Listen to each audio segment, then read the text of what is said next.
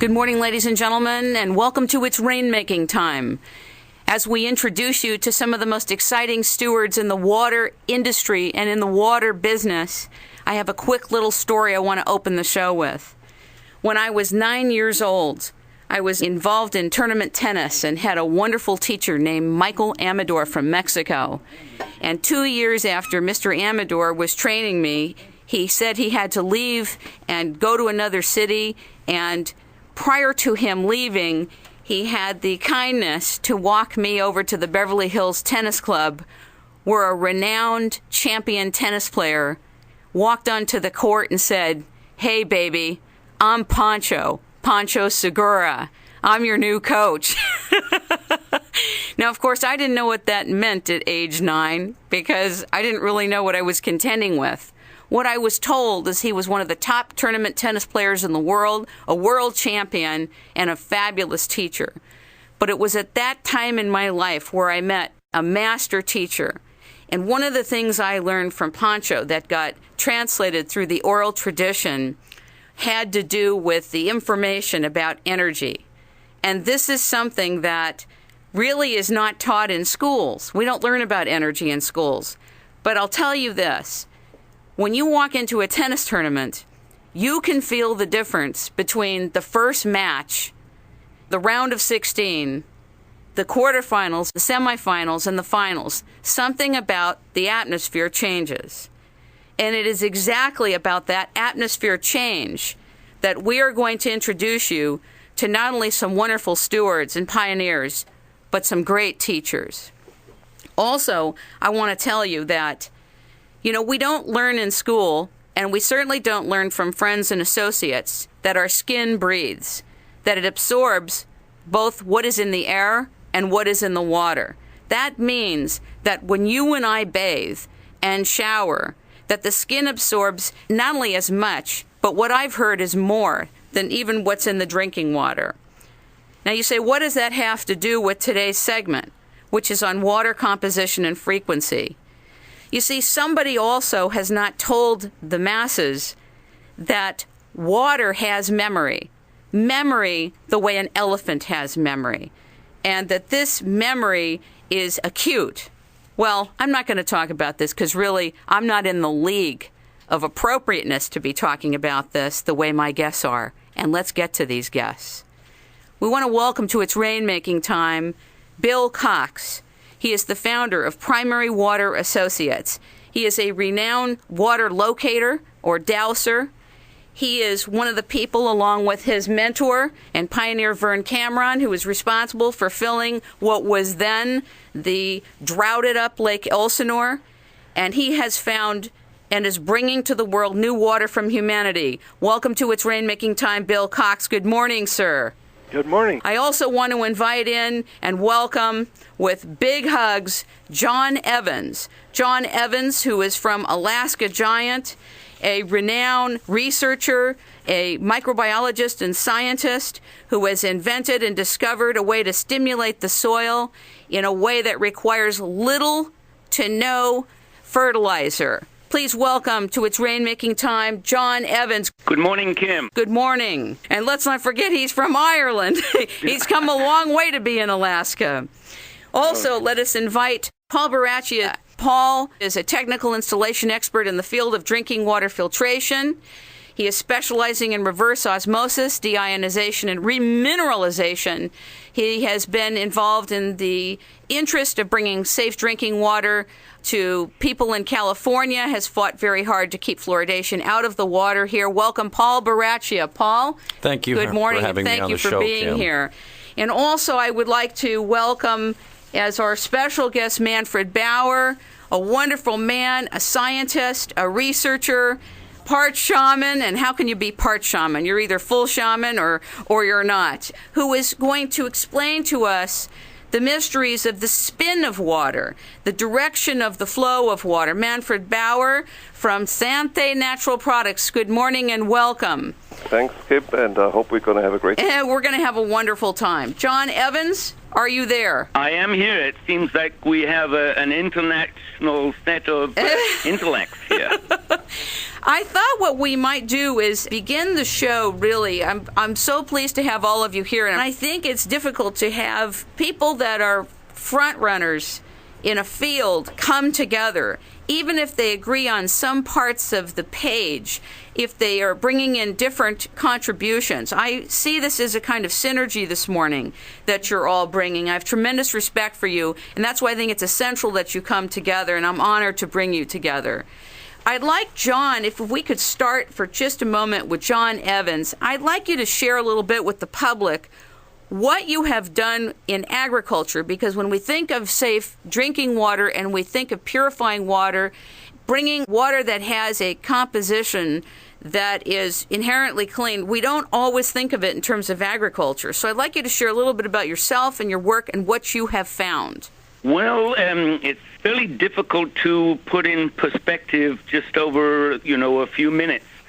But basically what I've been studying for 20, 30 years is the microbiology of the soil and the interaction with the plants and also water and how it affects the plants, oxygen, you name it. What I've done through trial and error, I would say you would put the little pieces of the jigsaw puzzle together throughout the years, and I've come up with a system that will enhance growing like it's unbelievable worldwide.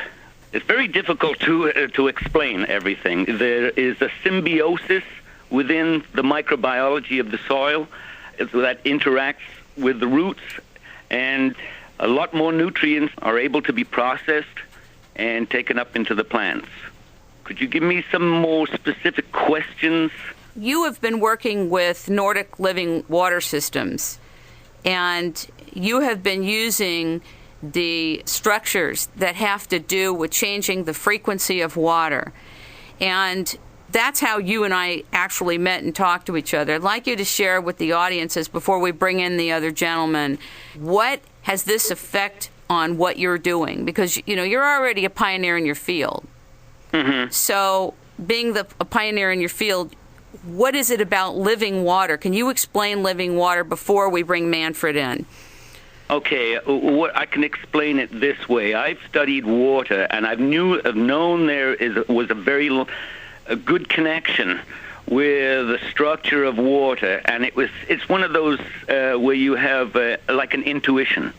Years and years ago, that there was something profound in water, whether it's from a mountain stream or a dead lake, and the availability of the oxygen and also the mineralization and the energy in water itself. It gives you an idea where people who live on mountains, they have longer lives and so on. But what happened with me, I've tried magnets, I've tried hydrogen peroxide and all the other gizmos that you've got out there. And then I started studying about imploded water, and I did a lot of research on imploded water, and then it kind of directed me towards Mikhail. Okay, but hold on one second here, John. Implosion water, is that the water from Victor Schoberger that he writes about? Can you explain it? Or actually, Manfred, are you there? I'm still here. Okay, Manfred, can you explain what implosion water is? Well, everything in nature is working under the implosion effect. The only guys who are using explosion effects are humans, like the explosion motor. What does that mean? Everything what is natural working is using the implosion system. And everything what is artificially working, what we construct, is using the explosion. That means you ignite something and something expands. The implosion is different. It doesn't expand. Let's say if you have a picture tube from a TV, as a simple example, and you blow it apart, you throw a stone at it, it will implode. That means because in the picture tube is a vacuum, you break the picture tube and you can't see it because it goes very fast, it becomes very small because the vacuum is gone, and that's is a simple explanation for implosion.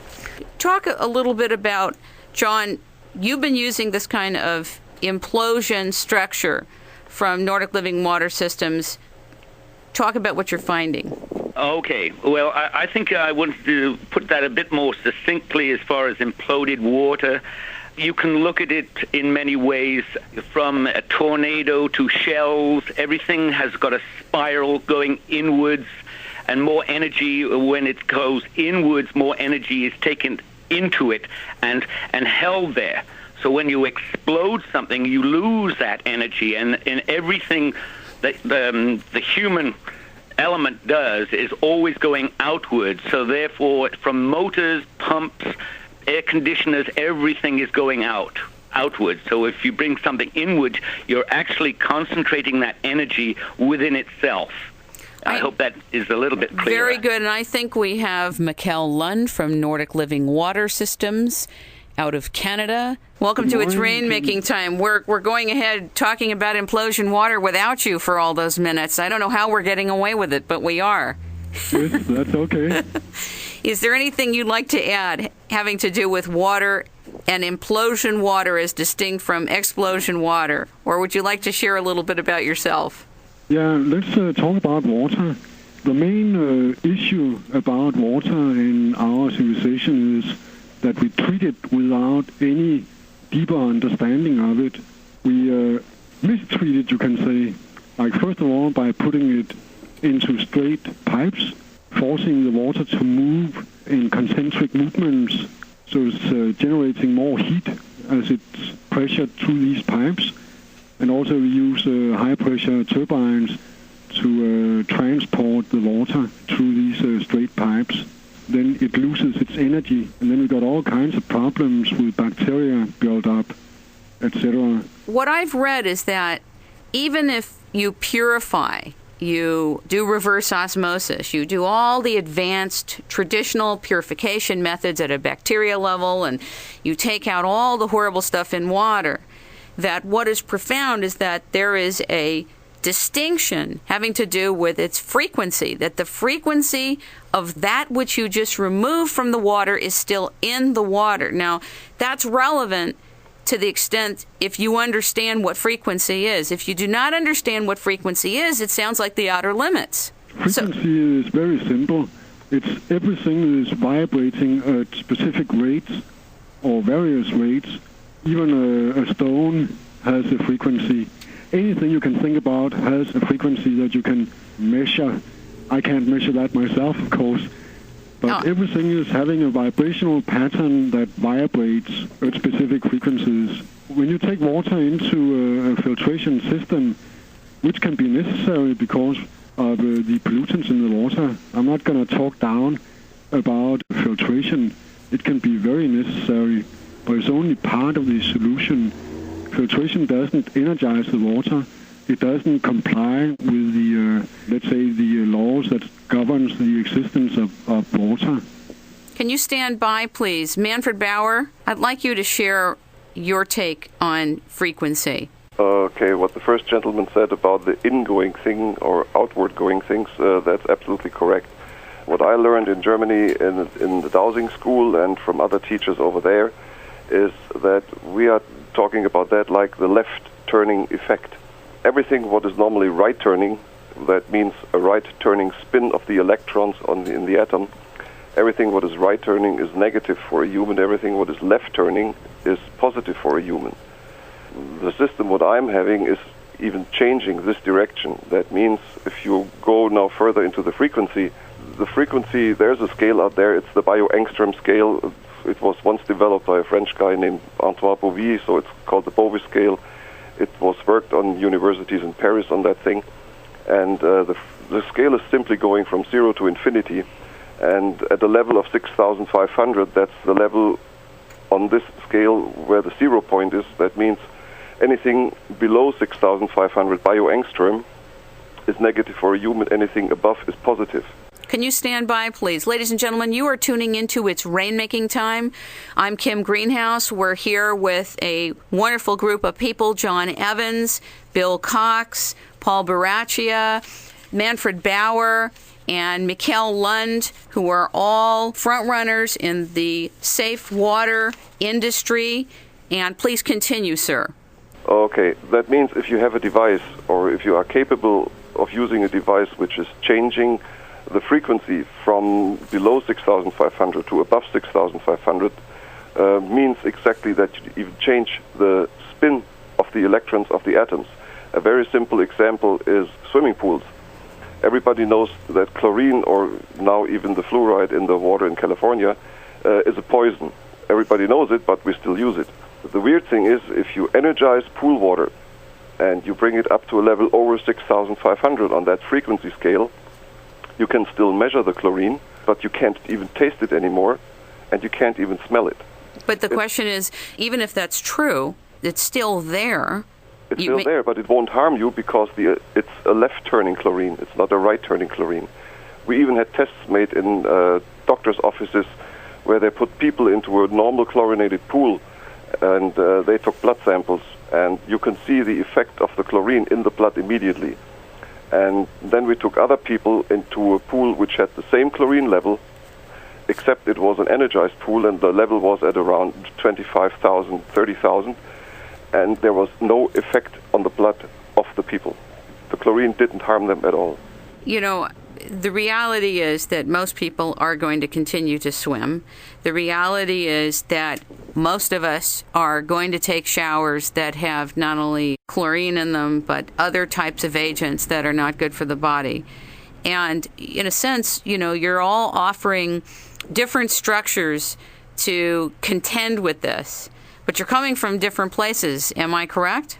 Okay, to kind of get it in a little bit better perspective, as far as the chlorine is concerned, or any other compound, what happens is the elements within that compound get restructured. Therefore, they change their polarity from positive to negative, negative to positive.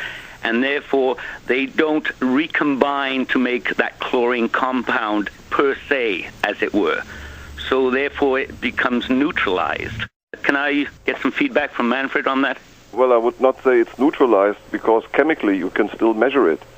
And there are some other things. It's even... Let me give you one little story about poison. I had a customer, his wife was allergic to fire ants, and we know that fire ant bites are very annoying.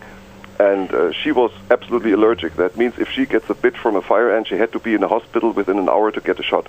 And it happened Sunday morning. She was working in the garden, stepped into a hill with fire ants, and got around about 13 to 15 bites on her foot. And she ran in the house, and she told her husband, bring me to the hospital. And he had one of our things, what Kim already knows is one of our energy mugs, which is a double-walled mug containing that energized water or gel. And he said, okay, let's give it a try. And he just simply put that mug over her foot without water, just the dry mug. And within 5 minutes, the reaction was gone. Just because the poison from the ants was left turning. So that means the poison was still there, but it didn't react with her body. What does the public do with this information then? In other words, translated, you and I go about our days. The public, we all go about our days. So are you saying that the composition may be the same in the sense that the pollutants or the toxic materials can still be in the water, but you make a frequency change and all of a sudden it doesn't have the impact on the body? I don't get it. That's correct. That's absolutely correct. If you change the frequency over that specific level, what I said, the energy level of the water is so high that the pollutants in the water will not disturb your body anymore. You know, Dr. Wolfgang Ludwig talked about the fact that water stores and carries information, which all of you know. That's correct, yes. But the reality also is that he said that typically in science, people should be not necessarily looking at matter. When you're looking at the frequency, don't necessarily just look at the matter, like we measure the matter, how much bacteria is in X. But there's something having to do with this notion of frequency, measuring the frequency that's relevant to our health and not just what's in the matter of the water. Does that sound correct? That sounds correct, yeah. Bill Cox, are you there? Yes, I'm with you. Okay. Do you have any questions to ask of these other gentlemen or any input here? Well, no, I'm very interested in their work, and I'm really pleased to see they're doing it. I wonder if they must be familiar with the message from water by Masaru Emoto. They call it Hado, H-A-D-O. Yeah, I'm familiar with him, yeah. It's described as the world of subtle energy related to consciousness, or chi. as the Japanese would be like ki or chi, which relates to how we can affect the water and how it affects us. And they've been able to, with magnetic resonance, to find microclusters. And it's a wonderful work that they've done. And they can photograph water crystals, something like snow crystals. And they can see how we affect the water, how water affects us. If you're interested, we could be in touch, and I'll give you the information on this. Gentlemen, could you please stand by? We're going to move to a break, and we're going to shift gears. Many of us have unfinished business that has to do with leftover memory and association from other times and places and events with other people, other than just in our current body of affairs. And the woman we've invited on the line has written a book, Your Soul's Journey Through Time, The Akashic Records. Please welcome Roberta Herzog to It's Rainmaking Time. Are you there, Roberta? I sure am. Thank you, Kim. This is a fabulous show. Thank you very much. You have a fabulous book, and that's why I've invited you on here. I was wondering if you could explain, not an easy concept about the Akashic Records, because you're one of the few people in the world to ever write about it. Yes, I'd be happy to. The Akashic Records are records of lifetimes that everyone has lived on this planet. And many people have issues that are past lifetime oriented with their interpersonal relationships, with their health, with their vocation, their purpose in life, just about everything. And they keep going round and round in circles. They don't know exactly what they need to do, and it's cyclic. They go to therapists, and the therapist can help them with good modalities academically, but they hit a wall because many times the issues are past life. And so people have come to me for the past 33-plus years. That's a long time. And they say, look, I keep going around and around. This thing's kept coming up again and again and again. What can I do?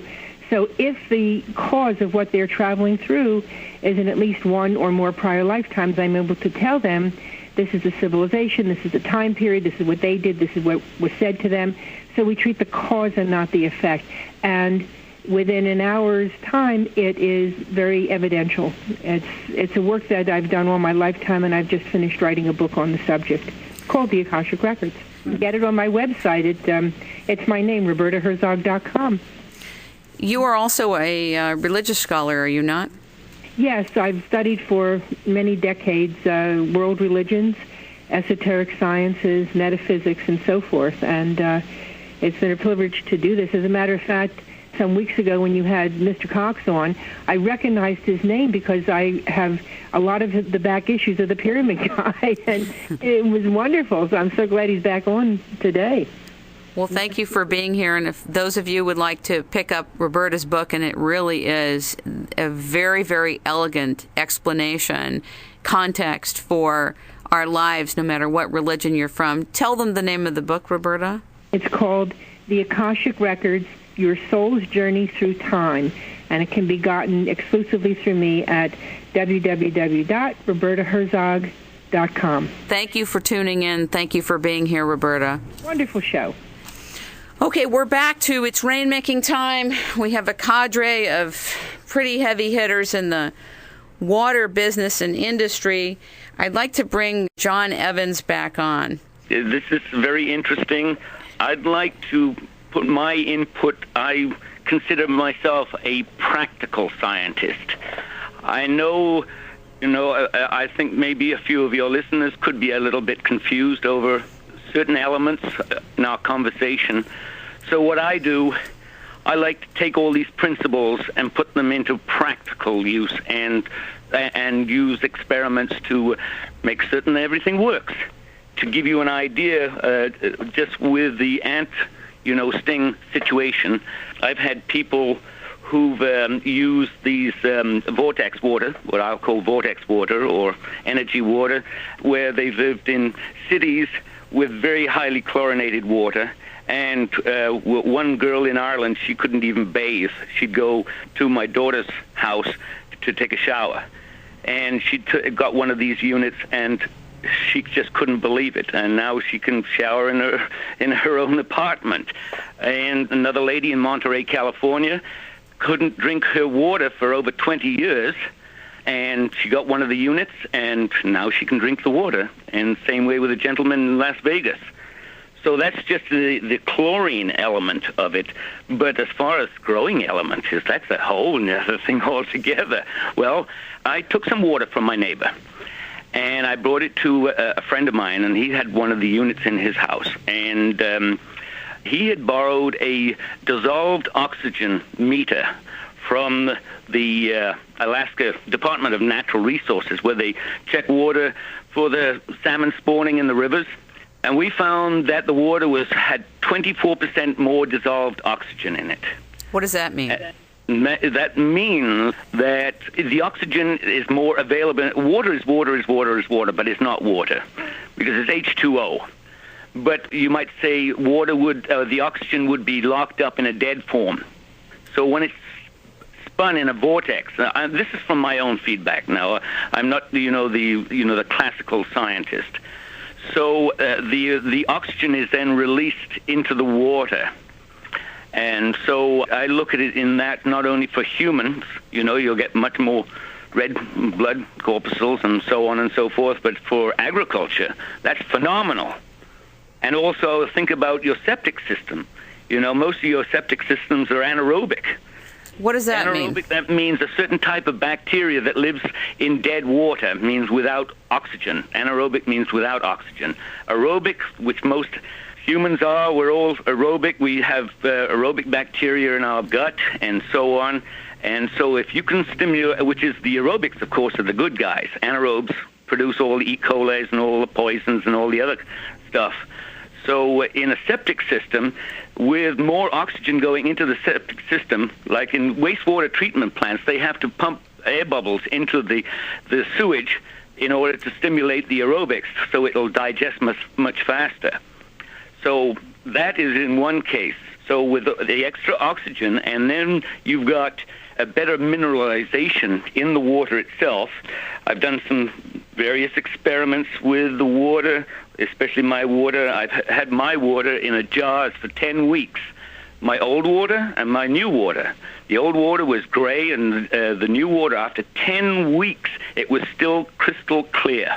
It was unbelievable, and I've taken experiments in Anchorage and Palmer and other places around, and the results are always the same. You've got gray water in one jar, and you've got crystal water in the other jar.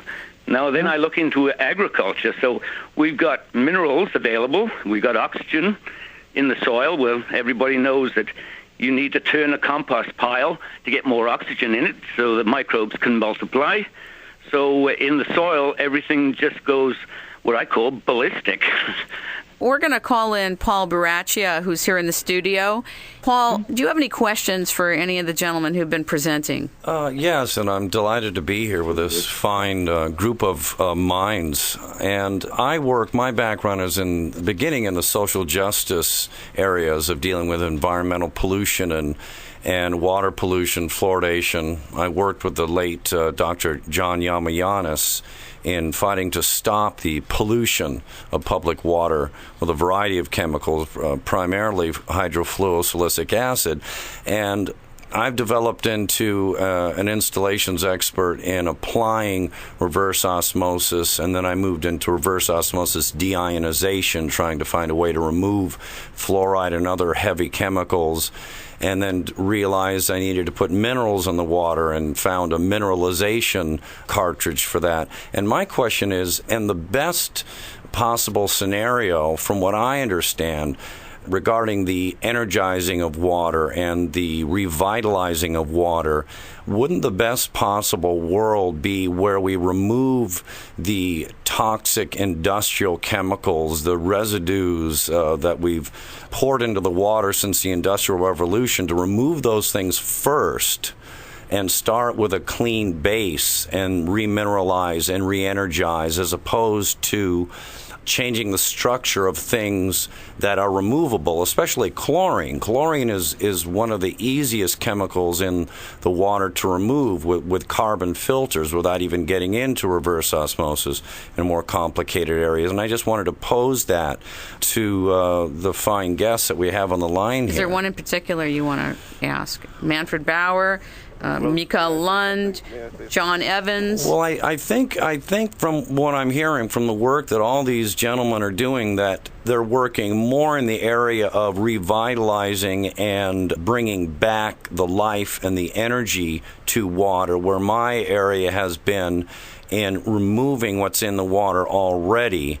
And I've been moving into the direction. I've had conversations with Mikhail Lund, and I'm interested in using his revitalizer because I've been searching for years for the ideal system that removes what's in the water first and then starts with a clean base and adding so we know it's in the water. And some of the conversation in a way sounds to me what I hear from conventional allopathic medicine when they say, well, there's an acceptable level, or it's only a little bit of fluoride or a little bit of mercury, or, and I say to customers when they're relaying this kind of information to me, well, how much lead is okay to have on your child's brain? Is just a little bit okay? So have a little lead. Have lead will travel. How about some mercury in the mouth, everybody? Keep going to those dentists. Right.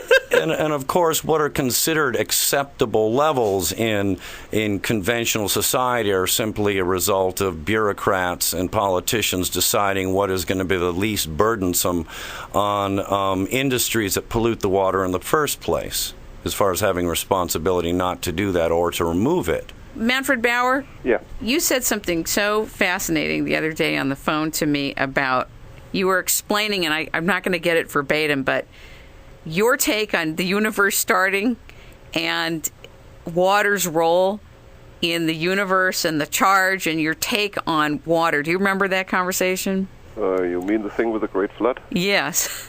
Now, we're going a little bit off the subject to the right, and then we're going to open up for callers. But why don't you share that for just a moment or two? Okay, well, my research and what I learned from my teachers and what I could even verify in the meantime with scientists, and it was even on some TV shows.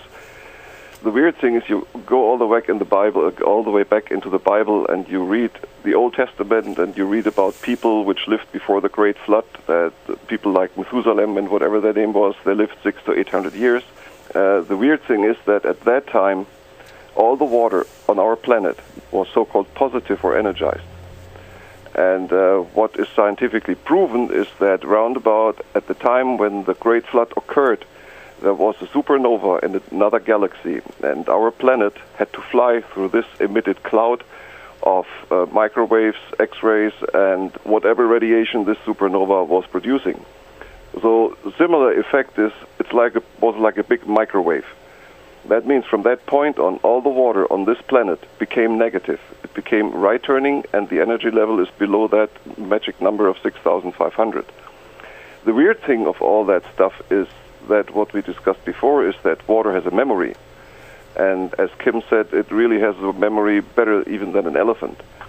And the system I'm using, it's very simple to explain, because we are transferring information into the water, which is in first place bringing back the memory of the water. That's the weird thing, because once you energize the water with this information, it looks like it says, oh, I remember, a couple of million years ago I was like that, and the water stays like that. It will not go back into the original stage as it is today. Once you have it energized, it's done. It's staying that way. The only thing you can kill it is with X-rays or microwaves. That means, of course, in other ways, don't use a microwave, but okay, that's a different subject. Let me add something to the filters, what John just said. It's very easy, of course, to remove chlorine with a charcoal filter from water. You use a charcoal filter, you measure the chlorine level, it's gone. The only problem is, as I just said, water has a memory. That means if you remove chemically the chlorine in the water in your body still reacts as if there would be chlorine in the water, because the molecules of the water are structured around the chlorine molecule, and if you remove the chlorine molecule, the water is still structured that way. That is something like the homeopathic principle. That's profound. What you have to do is the second step. It's fine to remove it, but you have to erase the memory of the water that the chlorine was in there. And that's what we are doing too. So I have a question. Will the water remember that it was erased? First we erase the memory, and then we energize it, and that's the way it's going to stay. I'd like to respond to Paul Baracci's talk about the filtration efforts. Go ahead. First of all, Paul, I think you have been doing great work, and I know where you're coming from, especially with the small. When you said how much lead is acceptable.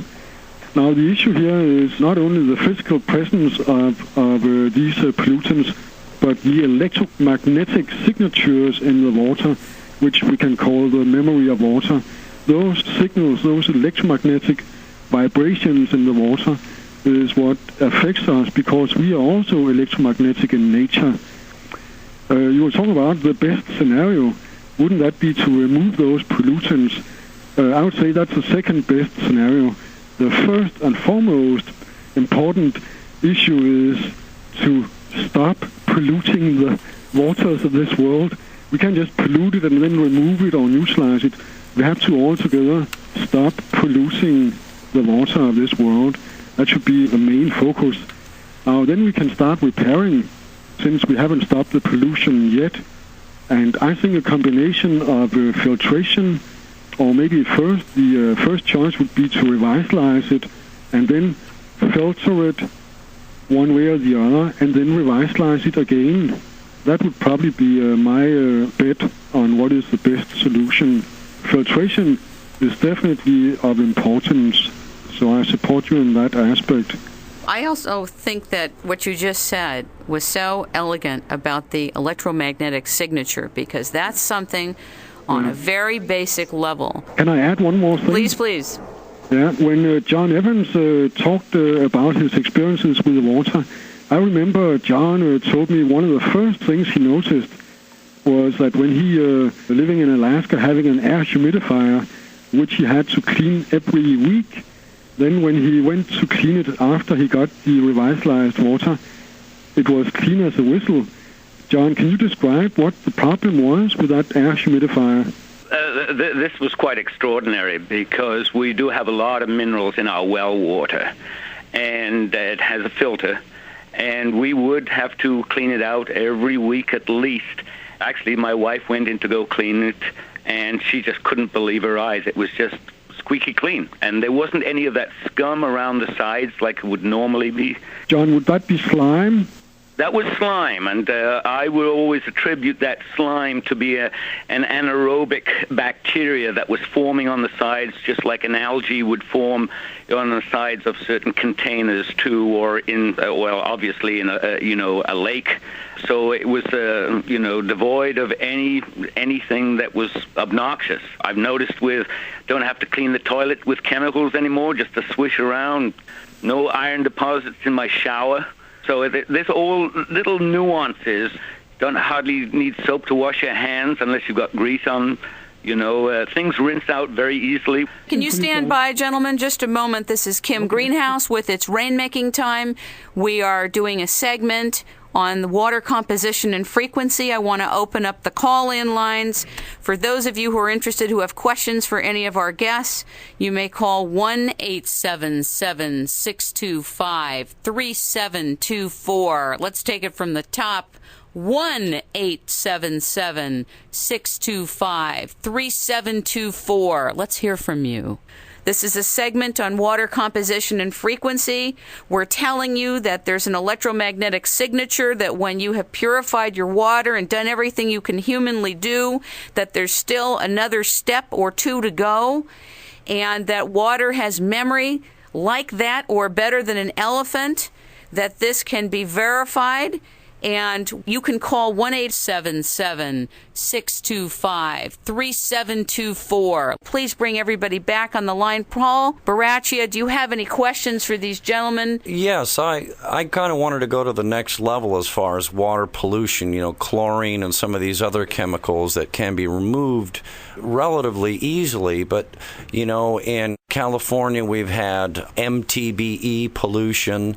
Also in Los Angeles at the old Rocketdyne facility up in Chatsworth, they found recently when Boeing was trying to sell this property to build homes on, that when they tested the groundwater, that there was elevated levels of tritium left over from meltdowns that occurred in the 50s when we didn't know what they were doing up there.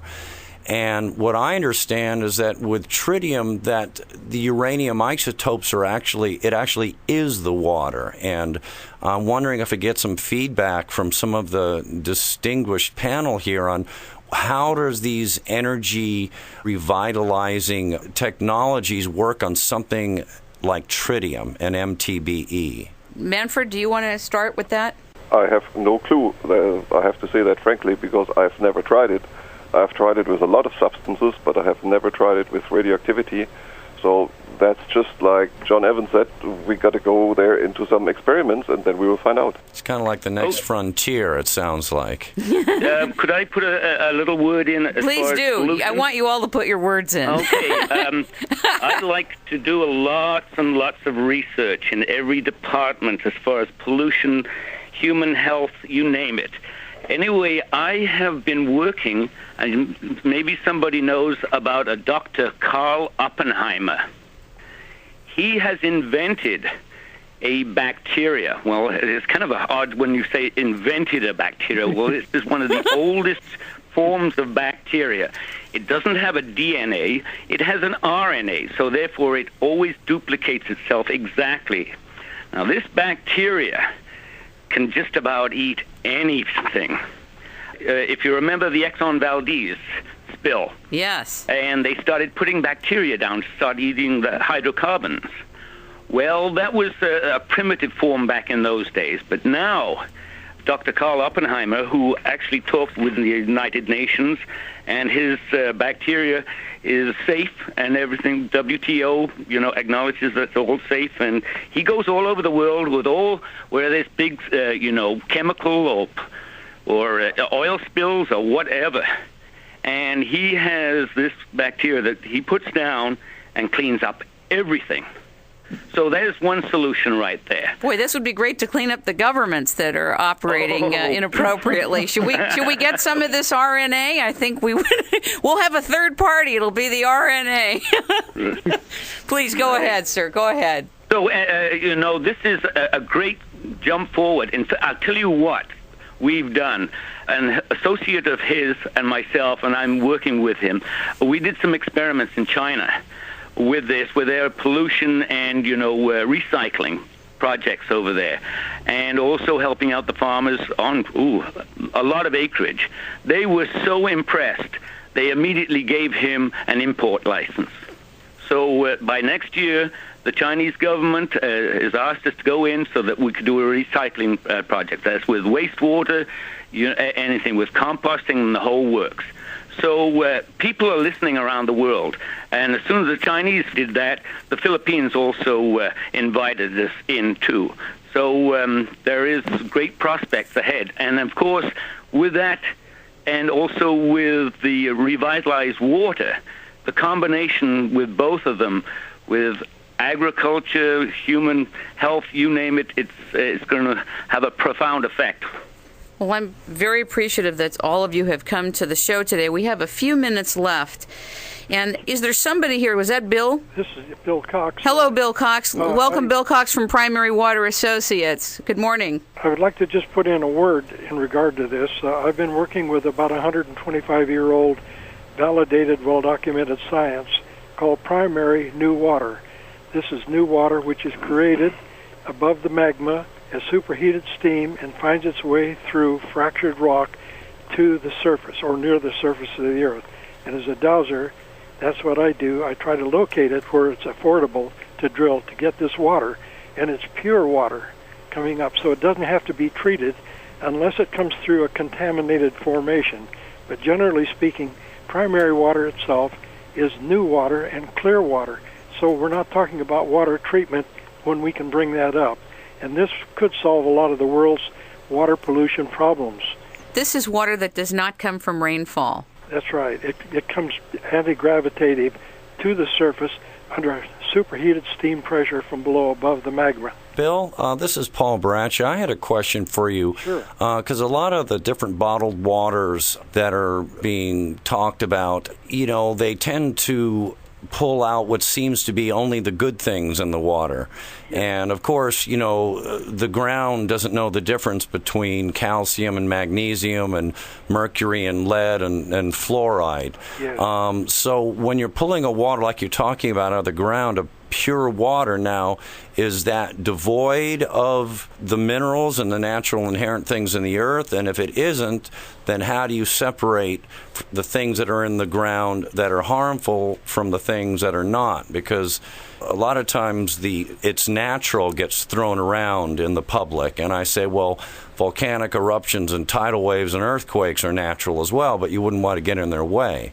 Well, with good engineering, someone who understands what's going on with primary water, they can engineer the well so that if there are pollutants coming in, I'm talking about mineral pollutants that come into the well from fractured rock below, then they can shield out, pour cement down in the hole and re-drill through it and block out those formations.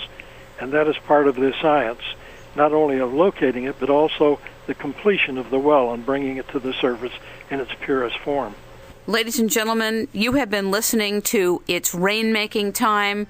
We are coming to the close of this segment on water composition and frequency. We have 1 minute, so let's pull in a rainstorm. We want to thank Mikhail Lund, Paul Baraccia, Bill Cox, John Evans, and Manfred Bauer for being here. You're fantastic stewards. The world needs you. We're excited you've met today. And when we say it's rainmaking time, we mean it's rainmaking time. Feel free to call the Rainmaking Company. We provide marketing and communication services. We help guide stewards of the planet, artists, creative people, people with a mission, people that want to bring their work to the world. 818-225-1885, the Rainmaking Company. 818-225-1885. We thank you. It's Kim Greenhouse. Tune in at www.itsrainmakingtime.com. Thank you.